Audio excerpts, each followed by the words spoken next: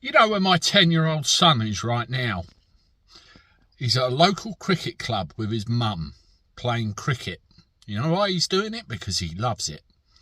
He enjoys it. And he wants to play that sport. And as a father, I'd like to think that my wife and my 10-year-old son going out to a club that he enjoys means they will have fun, and most importantly, they will be safe. And I'm sure any father would think that when their young child goes out, either unaccompanied or with the mum. Well, to think about this, I was born in the 70s, right?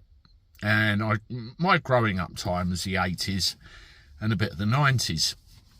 And I remember safe streets. You could go out for a bike ride to the bottom of your road with no problem.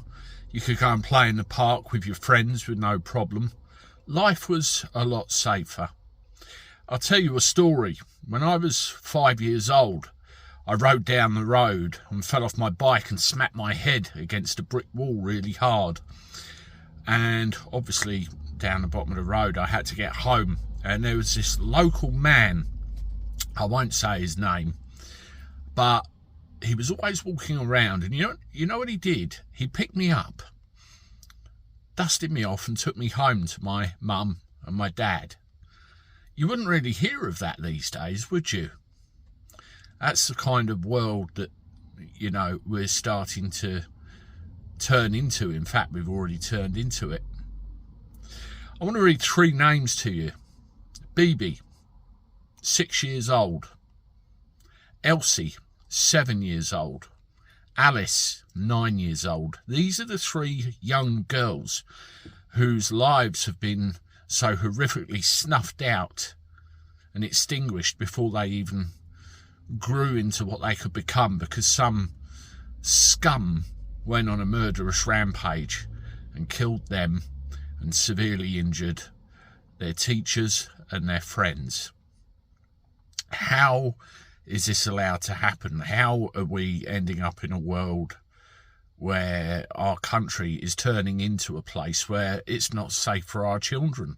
I mentioned, you know, my 10-year-old son at the cricket club. It could happen anywhere, anytime, but for the residents of Southport, what happened is horrific. Why did it happen? How was it allowed to happen? Have we become that much of a soft touch that it's okay for these people to rampage the streets and take innocent life away like this? I read somewhere that they're not calling it a terrorist-related incident. You know what card they're going to play just as well as I do, and they won't address the elephant in the room. Somebody said they need to get tough on knife crime, because obviously that was the weapon used in this case. What if it was a gun?